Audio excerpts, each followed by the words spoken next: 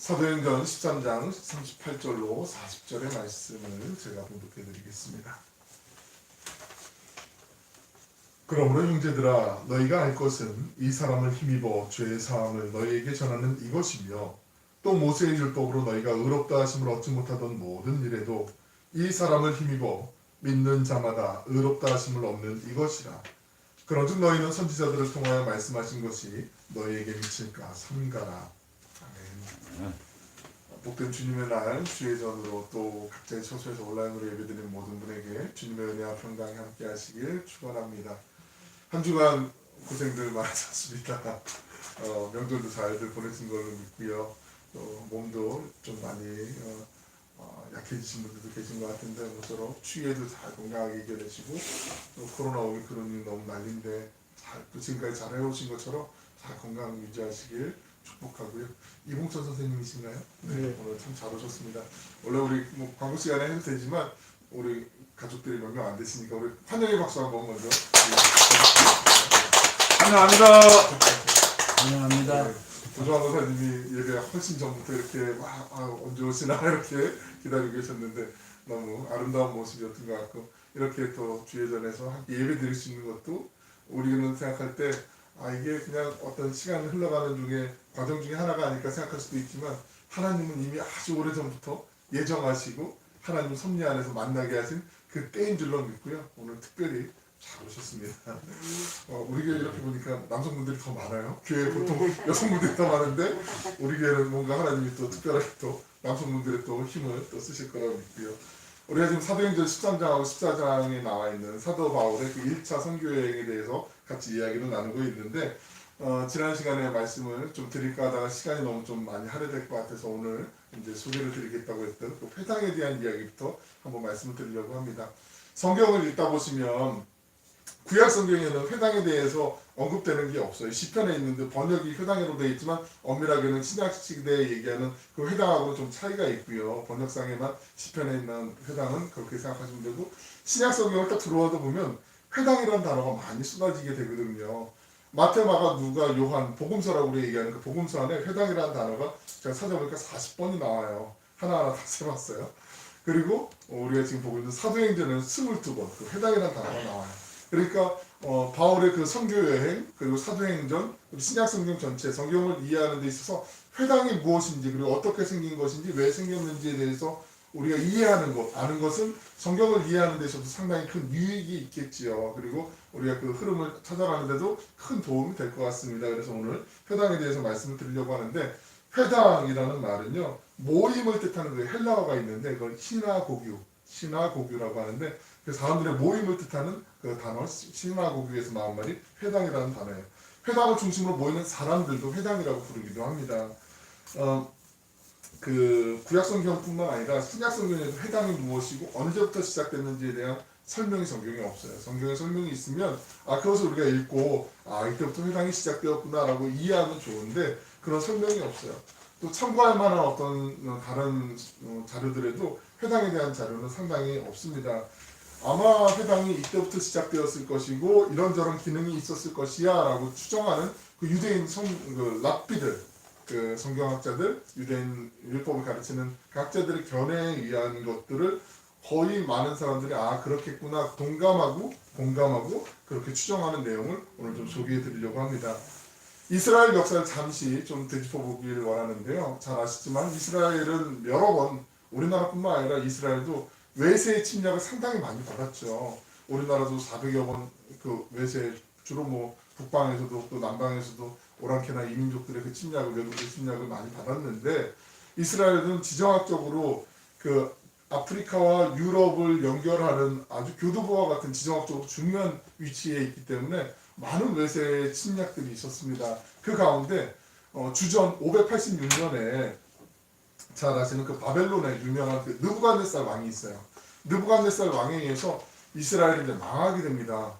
예루살렘 성전도 그렇고 그리고 예루살렘 성도 돌 위에 돌 하나 남지 않고 다 무너져 버려요. 그리고 끔찍한 처참한 그 패전을 겪게 되면서 그 침략을 당하면서 느부갓네살 왕이 취했던 방법 중에 하나가 그 이스라엘 사람들을 거의 대부분 그 당시에 왕이었던 시드기야 왕 마지막 왕 시드기야 왕은 나중에 끌고 가지만 그 왕과 노약자들만 남겨놓고 전도 유망한 차세대 뭐 엘리트들 뭐 이런 모든 사람들을 거의 대부분 건강한 사람들을 다 포로로 잡아 끌고 가요. 포로로 끌고 가면 거의 포로로 끌려간 곳에서 할 수 있는 일이 뭐 뻔하잖아요. 우리가 짐작할 수 있는 것처럼 강제 노동을 한다든지 뭐 여러 가지 일들을 하겠죠. 그때 여러 가지 뭐 도로도 정비하고 뭐 뭘 세우고 이런 일들을 많이 포로들에게 고된 노동을 시킬 거예요. 많은 사람들을 이제 끌고 잡아가기 때문에 이때부터 이제 회당이 생겼을 거라고 추정을 해요. 그게 타당한 이유가 있는데요. 왜냐하면 첫 번째로 사람들 대부분 포로로 끌려갔기 때문에 내가 예배를 하나님께 제사를 예배를 드리고 싶어도 이전처럼 예배를 드릴 수가 없잖아요. 포로인데 잠깐만요. 절기가 와서 우리를 그냥 부활절이나 성탄절이 있기 때문에 저 하나님께 예배 드리러 잠깐 갔다 오면 안 될까요? 포로니까 그렇게 얘기할 수가 없는 상황이잖아요. 무슨 말도 안 되는 소리 하고 있어. 너는 오늘 일을 더 해. 뭐 이런 식으로 밤새 야근을 해. 뭐 이런 식으로 핀잔을 맞거나 매를 맞거나 죽임을 당할 수도 있는 그런 상황이었을 거예요. 두 번째로 앞서 말씀드렸지만 예루살렘으로 만약에 예배를 드리러 제사를 드리러 돌아온다 할 때도 예루살em 정전이 남아있질 않아요. 예배 드릴 교회가 없어요. 그러니까 예배를 드리고 싶어도 드릴 수가 없는 상황이 되는 거죠. 그리고 다른 나라에 잡혀가서 다른 나라에서 이스라엘 사람들은 이해할 수 있고 그 문화에 익숙하기 때문에 하나님께 제사를 드리나 보구나 예배를 드리나 보구나 이렇게 생각할 수 있는데 문화가 다른 곳에 가서 우리가 이스라엘에서 했던 것처럼 거기서 제사를 드릴 수는 없겠죠. 짐승의 각을 떠서 잡아서 제사를 드리는데 다른 사람이 볼 때는 이거 너무 혐오스러운 거 아니야? 이거 끔찍한 거 아니야? 이방 문화에서는 또 그 받아들이기 어려울 수 있는 그런 상황들도 있어요. 또 한 가지 중요한 것이 있는데요. 제사를 드리려면 제사를 드리기 위해서 필요한 사람들이 있었죠. 제사장들이 있었고 레위인들이 있었어요.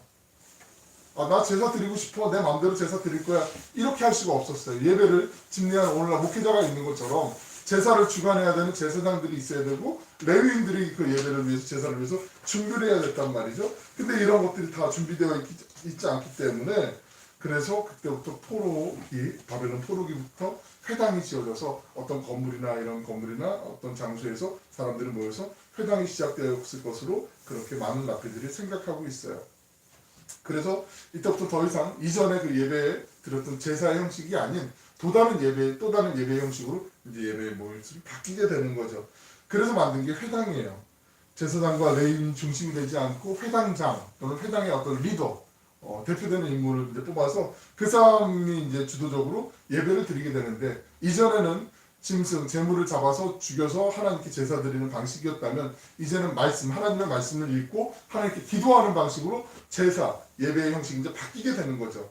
그 예배의 형식이 예전에는 제사장들이 사람들이 이제 제물을 갖고 와요. 소를 갖고 오든 양을 갖고 오든 비둘기를 갖고 오든 곡식을 갖고 오든 갖고 와서 하나님 앞에 기도하고 그 제물에 내 죄를 전가시키고 내가 갖고 있는 죄를 다 제물에 뒤집어쓰고 이 제물이 내 대신 죄를 지고 죽게 되는 게 제사잖아요. 그 제사를 드리는 모든 것들이 이제는 그럴 수 없으니까 하나님의 말씀을 다시 읽고 그 말씀을 이해하고 해석하고 나누고 그리고 하나님 앞에 기도하는 걸로 예배의 형식이 제사의 형식이 완전히 바뀌게 되죠.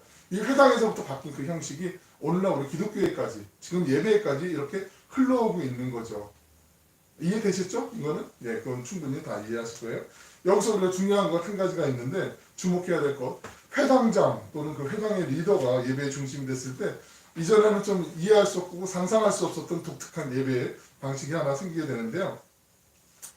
그 제사를 돕기 위해서 레위인이나 제사장들이나 레위인들은 태어나면서부터 3살까지 젖을 떼고 이제 뭐 좀 걸어 다니고 막 이제 말을 틔우고 뭐 이럴 때까지 한 3살을 보고 3살이 지나고 난 다음에 우리 예전에 한번 아브라함 시리즈 할 때 이삭을 얘기할 때 한번 잠깐 언급을 했는데 그때 이제 하나의 생일 축제처럼 우리 돌잔치처럼 그 축제를 벌이고 난 다음에 4살이 되면 12살까지 이 레위인이나 제사장이 될 아이들은 또 다른 율법 교육을 배워요. 공부를 하는 거예요. 그래서 이 아이들은 만 12살 정도 되면 웬만하면 모세오경, 창세기, 출애굽기, 레위기, 민수기, 구약성경 앞에 있는 신명기까지 이 성경을 거의 다 외워요. 절대대로 외워요.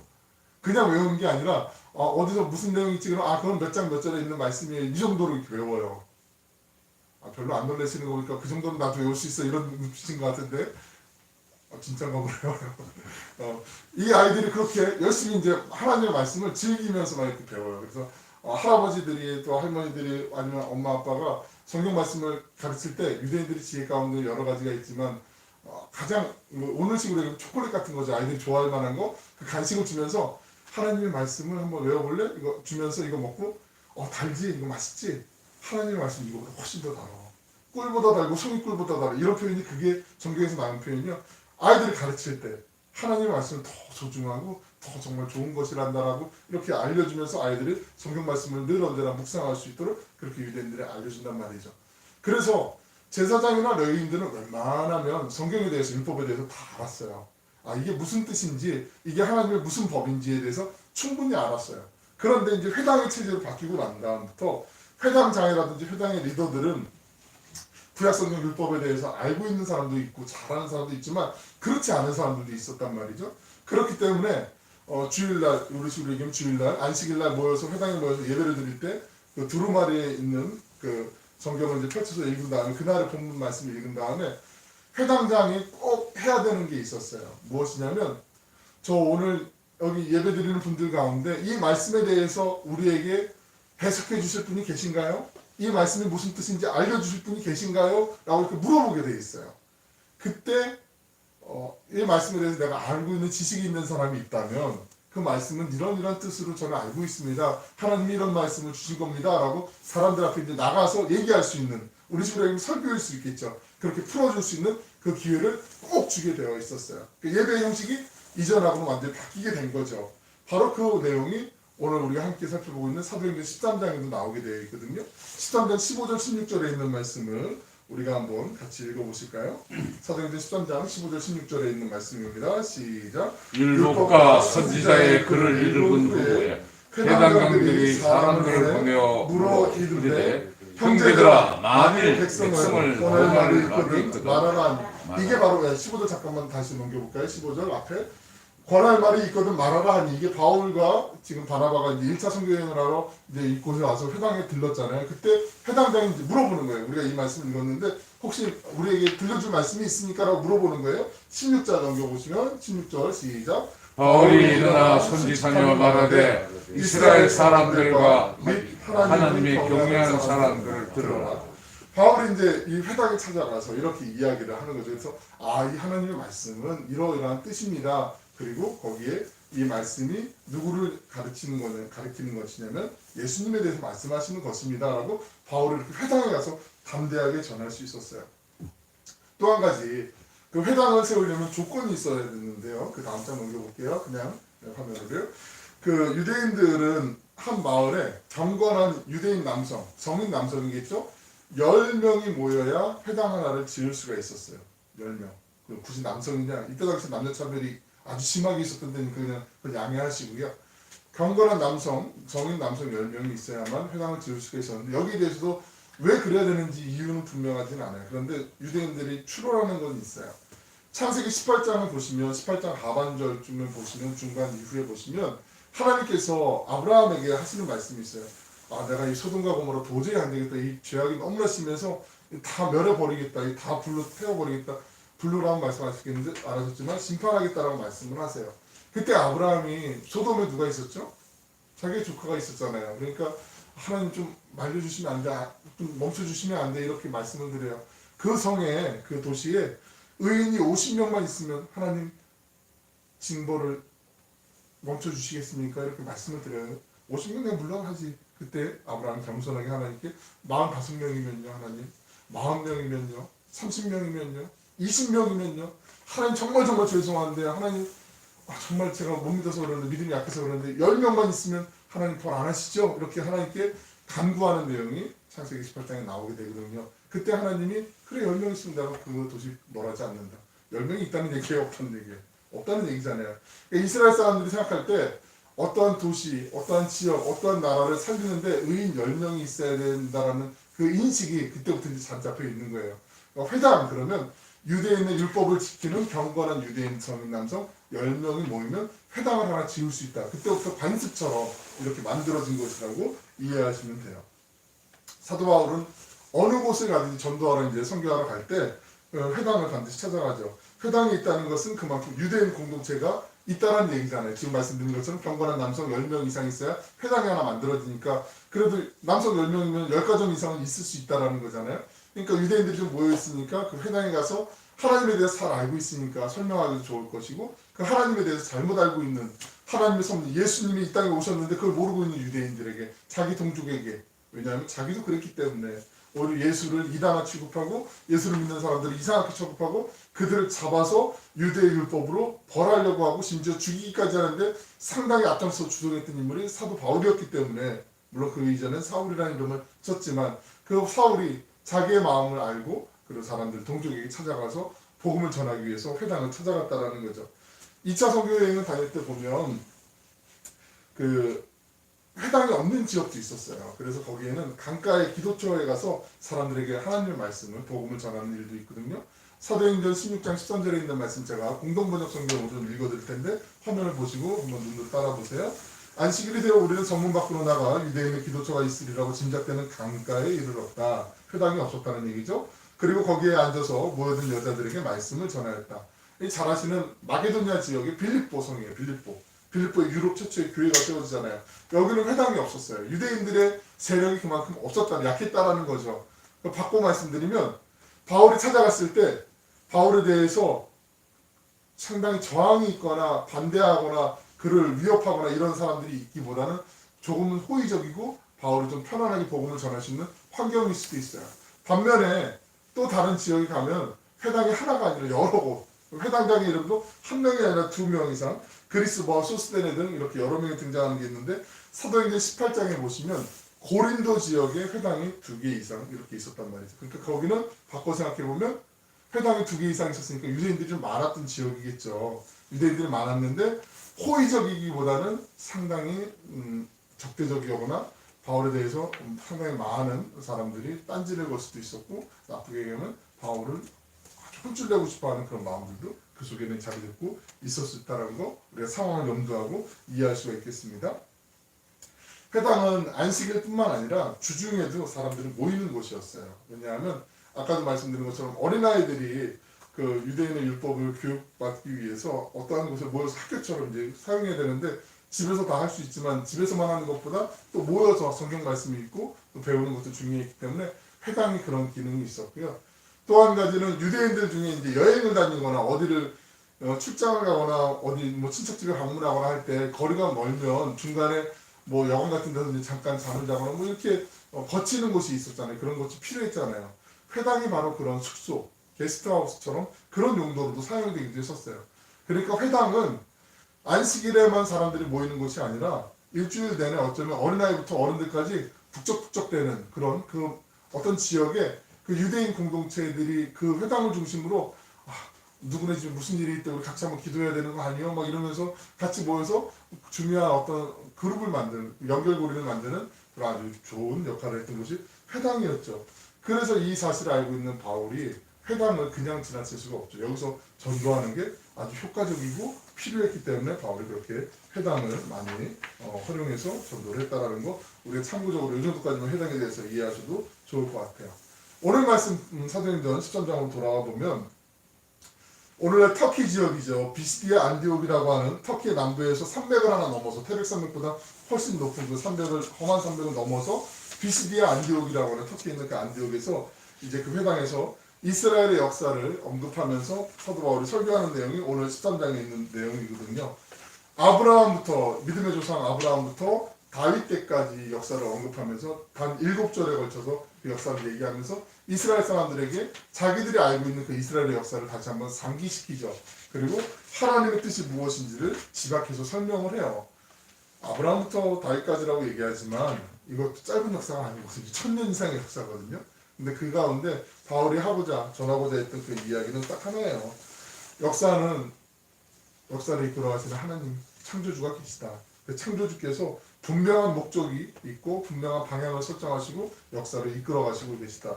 사람들이 볼 때 그냥 우연하게 그냥 어쩌다가 생겨난 그런 시간들의 흐름이 아니고 어떤 사건들의 연속이 아니고 역사는 하나님께서 분명하게 하나님의 의지를 가지시고 뜻을 가지시고 하나님 만드셨고 그 섭리 안에서 하나님이 이루어가시는 일들이 모여있는 것이 역사다. 하나님의 분명한 목적이 있다라고 이야기를 하는 거죠. 분명한 목적과 섭리로 연결된 그 수많은 세월의 역사를 통해서 예수님께서 예수 그리스도께서 오셨음을 바울이 증명하고 있는 거예요. 이스라엘의 긴 역사를 통해서 그 어떤 순간도 우연한 순간이 아니라 하나님의 분명한 뜻과 목적 안에서 이루어진 그 역사였고, 그래서 아브라함부터 다윗까지 그 이스라엘 역사를 언급하면서 하나님의 섭리를 전하고 있습니다.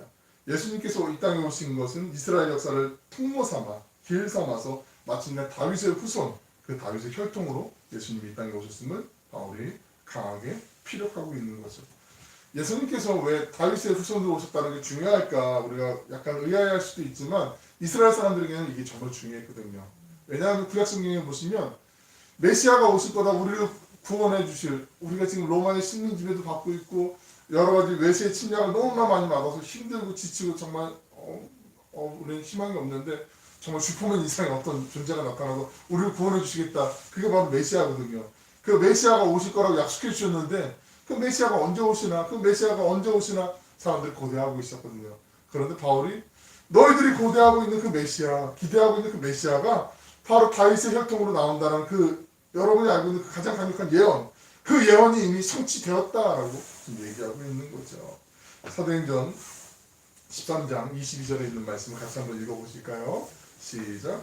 패하시고 다윗을 왕으로 세우시고 증언하여 이르시되 내가 이새의 아들 다윗을 만나니 내 마음에 맞는 사람이다. 내 뜻을 다 이루라 하시더니. 하나님께서 다윗을 통해서 이루시고자 하신 뜻이 무엇일까? 뭐 다윗을 통해 부귀영화를 누리게 하기 위해서 이스라엘에게 주신 걸 수도 있지만 그거보다 하나님께서 사울을 왕을 폐하시고 다윗을 왕을 세우신 그 뜻은 그 다음 절에 나오거든요. 23절도 함께 같이 한번 읽어보시겠습니다. 시작. 하나님이 약속하신 대로 이 사람의 후손에서 이스라엘을 위하여 구주를 세우셨으니 곧 예수라. 이 사람 다윗의 후손에서 이스라엘 위하여 구주를 세우셨다라고 말씀하고 계세요. 사도 바울이 예수님이 구약 성경에서 말씀하신 대로 이 땅에 오셨으며 그 예수님께서 구약 성경에 언급한 대로 고난을 받으셨고 그 예수님께서 성경 말씀대로 죽으셨지만 그 말씀대로 다시 살아나셨다라고 그렇게 전하고 있는 거죠. 사도 바울이 여기서 말하고자 하는 건 그 구약의 선지자들 많은 역사 가운데 예언했던 그 예언의 선지자들의 말씀들이 하나도 그냥 제외되지 않고 예수님을 통해서 성취되셨고 유대인 여러분이 기다리고 있는 그 메시아가 바로 이 예수님입니다 라고 선포하고 있는 거죠. 이게 오늘 설교의 도입 부분이에요. 시작 부분이에요. 바울이 비시디아 안디옥이라는 이 회당에서 전한 설교의 결론 같은 그 핵심 부분은요. 오늘 함께 제가 읽어드린 그 본문 말씀이 있거든요. 이 말씀은요. 유대인들이 그래 예수님이 말씀하신 그 예언자들의 말씀을 성취하신 메시아라고 치자. 예수님이 이 땅에 오셨다고 치자. 그래서 우리가 뭐 어떻게 하란 말이야? 라고 유대인들이 막 따지듯이 막 바울에게 반문할 때 그때 바울이 그래? 그러면 그 여러분이 생각하는 그 궁금함을 제가 풀어드리겠습니다 라고 얘기하는 게 오늘 본문이거든요. 사도행전 13장 38절 39절에 있는 말씀도 한번 같이 읽어보실까요? 시작. 그러므로 형제들아 너희가 알 것은 이 사람을 힘입어 제 사함을 너희에게 전하는 것이며 또 모세의 율법으로 너희가 의롭다 하심을 얻지 못하던 모든 일에도 그 다음 이 사람은 이 사람을 힘입어 믿는 자마다 의롭다 하심을 얻는 것이 이것이. 이 사람 예수님을 힘입어 믿는 자마다 의롭다 하심을 얻는 것이라. 율법을 통해서 사람이 죄사함을 받고 의롭게 되는 게 아니라 예수님을 나의 구주 그리스도로 믿음으로 죄사함을 받고 의롭게 된다. 이게 결국 기독교의 핵심이잖아요. 복음이잖아요. 우리가 율법으로 어떤 선한 일을 해서 우리가 구원받을 수 있으면 아마 열심히 노력할 거예요. 내가 레벨이 한 10까지 있는 중에 내가 레벨이 지금 한 3 정도 되는데 내가 다음 단계로 올라가야지 하면서 열심히 목적을 갖고 노력을 할 거예요. 근데 인간이 아무리 노력을 해도 애를 써도요. 내 스스로 내가 갖고 있는 죄를 해결할 수 있는 사람은 아무것도 없어요. 다음 시간에 율법에 대해서 조금 더 자세히 말씀을 드리겠지만 그 모든 유대인들이 알고 있었던 생각들 그래 율법 나 알아. 나도 들어봤어. 근데 내 힘으로 안 되는데 어떻게 내가 의지를 갖고 우리 왜 새해가 되면 좋은 계획도 많이 세우시잖아요. 여러 가지 계획도 많이 세우시잖아요. 건강을 위해서도 세우고 장래를 위해서도 세우고 좋은 계획도 세우는데 작심삼일이 되는 경우도 꽤 있잖아요. 그래서 우리에게 또 한 번의 기회가 있잖아요. 설날이 또 있잖아요. 그래서 설날에 또 다시 한번 계획을 세워요. 마음을 잡아요. 아, 내가 이번에는 뭘 해야지 막 이러는데 그것도 역시 잘 의지대로 잘 안 돼요. 우리의 마음속에는 가만히 있으면 이게 자꾸 안 되는 게 다 이게 핑계거리가 생기게 되고 합리화시키는 것들이 생기게 돼요. 죄는 내가 몸부림친다고 해서 내가 뭘 노력한다고 해서 해결할 수 있는 게 아니에요. 그렇게 만만한 게 아니에요. 근데 그 모든 것을 그냥 통째로 한 번에 해결해 줄 수 있는 그 길, 이스라엘 사람들도 알고 있었던 그 길, 그 메시아가 해결해 주신다고 하는데 그 메시아가 예수님이 이 땅에 오셨음을 바울이 이야기하고 있는 거예요. 바울은 잘 아시지만 이 당시에 율법에 있어서만큼, 구약 성경에 있어서만큼 그 어느 누구도 범접할 수 없는 최고의 실력을 갖고 있는 사람이었거든요. 당대 최고의 석학이었던 가말리엘에게 수학했고요. 그리고 바울 또한 지식이 아주 출중했던 사람이었고요. 사내들인 공회원 그 70명 중에 한 명이었고요. 율법으로 바울과 논쟁에서 이길 수 있는 사람은 아무도 없었어요. 율법의 기능이 무엇인지, 율법의 전한 의도가 무엇인지, 율법의 의미가 무엇인지, 율법을 통해서 무엇이 죄이고 무엇이 선한 것인지, 무엇이 하나님이 기뻐하시는 것인지, 무엇이 하나님께서 미워하시는 것인지를 바울만큼 정확히 알 수 있는, 꿰뚫을 수 있는 사람은 아무도 없었어요. 바울은 당대 율법에 있어서는 그 누구도 바울에게 이야기할 수 없는 최고의 사람이었단 말이죠. 그런데 그 바울이요, 또 하나를 알고 있었어요. 율법만 알고 있는 게 아니라 또 하나를 알고 있었어요. 율법으로서는 도저히 할 수 없는 것을, 분명한 것을 한 가지 알고 있었어요. 그것은 바로 죄의 용서함 받는 것, 죄의 사함을 바울이 알고 있었어요. 로마서 3장 20절에 있는 말씀을 읽어드릴게요. 그러므로 율법의 행위로 그의 앞에 의롭다 하심을 얻을 육체가 없나니 율법으로는 죄를 깨달음이니라. 율법으로 얻을 수 있는 최고의 유익은 죄를 깨닫는 거예요. 아, 그래, 맞아, 이게 죄지, 이거 잘못된 거지, 이거 이러면 안 되지. 죄가 뭔지도 모르는 사람에게 이 율법은 큰 유익이죠. 그러나 분명한 사실은 절대로 율법은 사람에게 죄 용서, 죄 사함을 줄 수 없다라는 거죠. 단지 죄를 깨달을 수 있게 해줄 뿐이에요. 그 사람에게 의로움을 줄 수가 없어요. 생명을 줄 수도 없고요, 회복을 줄 수도 없어요. 그러나 오직 하나, 예수님을 나의 그리스도로 믿는 것, 구주로 믿는 그 믿음이면 충분하다라고 말씀하고 있는 거죠. 바로 이것이 바울의 비스디아 안디옥에서 전하는 복음의 핵심이라는 거죠. 예수님을 그리스도로 믿으면, 나의 구세주로 믿으면 내 모든 죄를 용서받고 의롭다 하시면, 내가 의롭지 않지만 주님이 나를 인정해 주시기 때문에 의롭다고 여겨주시는 것, 이신칭의, 의롭다고 불러주시는 것, 이신등의, 내가 믿음으로 의롭다고 얻는 것, 그런 상황이 된다는 거죠. 그럼 이런 질문이 생길 수가 있어요. 아니, 그럼 뭘 믿어야 합니까? 우리가 예수님을 뭘 믿어야 합니까? 이런 질문이 생기지 않겠습니까? 바로 그 대답이 바울이 전한 그 설교에 담겨 있어요. 사도행전 13장에 우리가 읽지 않았던 그 앞부분의 설교 내용을 보시면 바울의 설교는요, 딱 세 가지로 귀결될 수 있습니다. 첫 번째, 예수님께서 나의 죄를 대신 지시고 십자가에 달려 죽으셨다.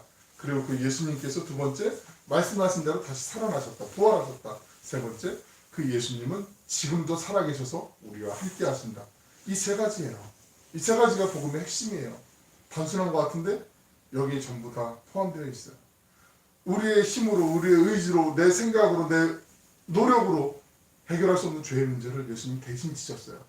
내가 예수님을 내 죄를 대신 짊어지실 구세주로 믿습니다 라고 고백만 하면 그 믿음을 갖고 우리의 죄를 예수님이 다 짊어지시고 십자가에 달려 죽으신 거예요. 아니, 2000년도 넘는 전의 사건을 어떻게 지금 내가 믿는다고 해서 그렇게 유효합니까? 라고 얘기할 수 있잖아요. 내가 지금 예수님이 살아계신 걸 내가 보고 그분 앞에 맡겨야, 그 계약도 당사자가 앞에 있어 얘기를 하고 해야 성립이 되는 거 아닙니까? 라고 이렇게 합리적인 의심을 가질 수 있을 수 있는데, 우리가 생각할 때 시간은 하나하나 순차적으로 1시, 2시, 3시 흘러가는 시간이지만 하나님은 어제나 오늘이나 동일하신 하나님이시지만 시작이시고 마지막이 되시고 역사의 주관자이시기 때문에 우리와는 같은 차원이 아니세요. 예를 들어 볼게요. 종이가 있는데 우리는 시간을 이렇게 순차적으로 이렇게 1시, 2시, 3시, 4시 이렇게 쭉 진행하는, 흘러가는 시간이고 시간을 거슬러서 되돌아갈 수 없어요. 그런데 하나님은 이 모든 시간은 하나님의 뜻단에서 얼마든지 거슬러 가실 수 있어요. 여기가 우리는 끝이었는데 시작이었는데 하나님은 그 끝으로도 돌아가실 수 있고, 이게 그냥 단순하게 이 정도 차원이 아니라 돌려서도 얼마든지 하나님은 역사를 바꿔가실 수 있어요. 아주 오래전에 있는 사건이었지만 예수님이 십자가에 달려 돌아가신 그 사건을 내가 믿기만 하면, 믿는 믿음만 있으면 내 모든 죄를 예수님이 대신 짊어져 주신다. 그 그리스도를 내가 믿는 거예요. 믿으면 되는 거예요. 노력으로 아무리 모든 걸 쏟아붓고 내 체력을 쏟아붓고 노력을 쏟아붓고 물질을 쏟아붓고 건강을 쏟아붓고 막 해도 말짱 도루묵이에요. 하나님 믿음, 예수님 믿는 믿음, 그거 있으면 그거 보시고 우리를 의롭지 않지만 우리의 죄도 많이 있지만 또 앞으로도 이 땅에서 사는 날 동안 우리가 죄로부터 자유로울 수 있는 사람은 아무도 없잖아요. 끊임없이 사탄은 우리를 유혹해요. 너만 뭐 예수 믿어 이거라니 그러지만 저기 저 사람보다 저 사람 더해. 막 이렇게 사탄이 우리에게 막 유혹하는 것들도 있거든요. 그럴 때도 많이 있지만 그걸 보고 하나님이 우리를 심판하시는 게 아니라 예수를 믿느냐 안 믿느냐 그 믿음으로 우리를 인정해 주시는 거잖아요. 그 은혜가 우리에게 주어진다라는 거죠. 복음의 힘이 이거예요. 그러니까 우리가 가끔 오늘 이렇게 전도도 하시고 설교 오시고 하셨는데 어떻게 전도를 해야 되는지 난 막연합니다 모르겠습니다 라고 얘기하실 거 없어요. 그냥 이거 하나 딱 이거 하나만 기억하시면 돼요. 예수님께서 예수님을 구주로 믿기로 작정하는 사람들의 모든 죄를 대신 짊어지셨다. 그리고 그 예수님이 그 죄를 짊어지시고 십자가를 나의 대신 죽으셨다. 죽으신 예수님께서 말씀하신 대로 성경의 말씀대로 사흘 만에 부활하셨다. 다시 살아나셨다. 그 살아나신 예수님이 그냥 하나님 보좌 우편에만 계신 게 아니라 오늘도 살아계셔서 우리와 함께 이곳에 살아계신다. 그걸 믿는 거. 이게 복음이잖아요. 하나님이 지금 오늘도 살아계시고요. 우리를 통해서 계속 하나님의 마음을 주시길 원하시고 하나님의 뜻을 품고 살아가길 오늘도 하나님이 우리에게 원하고 계시는 거죠. 이것이 제일 중요한 가장 명료한 진리라는 거죠. 우리가 예수님을 믿을 때 우리에게 주신 그 지극히 크신 능력이 우리 안에 선물로 주어졌다고 바울이 얘기하고 있거든요. 내가 예수 그리스도를 믿을 때 우리가 상상할 수 없는 지극히 큰 능력이 우리에게 주어졌다고 얘기해요. 에베소서 1장 19절에 있는 말씀 보시면 읽어드립니다. 그의 힘의 위력으로 역사하심을 따라 믿는 우리에게, 교회 다니는 사람이 아니라 믿는 예수를 구주로 믿는 사람들에게 베푸신 능력의 지극히 크심이 었다는 것을 너희로 알게 하기를 구하노라. 바울이 지금 뭐라고 얘기하는 거냐면요, 하나님 지금 성도들이 예수님을 그리스도를 믿을 때 우리에게 하나님이 주신 그 지극히 크신 능력의 그 선물이 어떠한 건지 제발 좀 깨달을 수 있도록, 알아갈 수 있도록 하나님 도와주세요 라고 지금 바울이 기도하고 있는 거예요. 우리가 예수님을 믿을 때 하나님이 그냥 우리에게 죄사함만 주시는 게 아니고요, 하나님 은혜 안에서 하나님 주신 그 능력이 있어요. 이 능력이 어디에 있었는지 그 다음 절에서 바울이 얘기하고 있어요. 20절 말씀 보시면 그의 능력이 그리스도 안에서 역사하사 죽은 자들 가운데서 다시 살리시고, 보통의 능력이 아니고요, 사망의 권세도 이기시는 그 능력을 하나님이 우리에게 주셨다라고 얘기하고 계세요. 이거 맛봐야 돼요. 이거 맛보지 않으면 안 돼요. 죽음도 당당할 수 있고요, 어떠한 상황도 우리가 당당할 수 있어요. 사랑하고 축복하는 여러분, 우리는 예수님을 구주로 영접한 그리스도인입니다. 그리스도인답게 바라볼 것을 바라봐야 되죠. 두려워할 것을 두려워하면서 살아야 되죠. 그런데 우리가 살다 보면 사람 두려워하게 되어 있어요. 환경을 두려워하게 되어 있어요. 그런데 중요한 게 뭔지 아세요? 살아계신 하나님 두려워해야 되죠. 살아계신 하나님, 지금도 살아계신 그 하나님을 우리가 두려워하면서, 무서워만 한다는 게 아니라요, 경외하면서 그분을 높여드리고, 하나님 때문에 내가 오늘도 살아갈 수 있고 하나님으로 인해서 내가 어려움도 이겨낼 수 있습니다라는 고백을 하는 것들이 그 경외함 안에, 두려움 안에 다 포함되어 있는 거거든요. 하나님 앞에 우리 인생은요, 아침 있을 말도 못해요.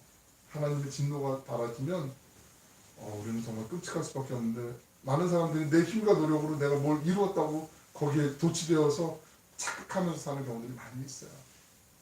지금 우리 코로나 바이러스도 우리가 해결할 수 없는 변수들이 너무나 많이 있어서 지치는 경우들이 많이 있잖아요. 우리가 세상을 다 아는 것 같아도요, 우리가 모르는 게 너무나 많잖아요. 하나님의 그 크신 섭리를 우리가 다 어찌 헤아릴 수 있겠습니까? 제일 좋은 건 하나님 편에 우리가 쓰는 거죠. 하나님의 뜻을 우리가 붙잡는 거죠. 그렇기 때문에 하나님이 우리와 함께 하시는 걸 잊지 마시고 어깨 펴시고 당당하게 세상에 살아가시기 바랍니다. 우리가 믿는 예수님께서 세상보다 크십니다. 모든 문제보다 크신 그 하나님께서 우리의 아버지가 되어주십니다. 살아계신 그 주님의 은혜 안에서 날마다 주님을 찬양하며 주님께 영광을 올려드릴 수 있는 우리 모든 오늘의 교우들 되시길 주님의 이름으로 간절히 축원합니다. 기도하겠습니다. 사랑하는 풍성하시고 자비로우신 아버지 하나님, 지금도 우리 안에 살아계셔서 역사를 주관하시는 하나님, 그 아름다우신 이름을 찬양합니다. 예수님을 그리스도로 믿는 믿음 안에서 죄 사함과 하나님의 자녀됨의 은혜, 그리고 하늘 분양을 바라보며 이 땅에서 하나님의 나라를 일구고 누리며 나누게 하여 주실 줄로 믿습니다. 우리의 삶의 자리에서 예수님께서 나의 죄를 대신 지시고 십자가에서 돌아가시고 그 예수님께서 성경의 말씀대로 다시 살아나셨으며 그리고 그 예수님께서 지금 우리와 함께 살아계심을 믿는 그 믿음의 고백과 찬양이 우리의 입술을 통해 터져나오게 하여 주시옵소서. 우리 삶 속에서 손과 발로 행하는 모든 순간마다 믿는 우리에게 허락하신 그 지극히 크신 능력의 열매로 풍성히 맺어가며 하나님께 영광 올려드리는 우리 모두가 되게 하여 주옵소서.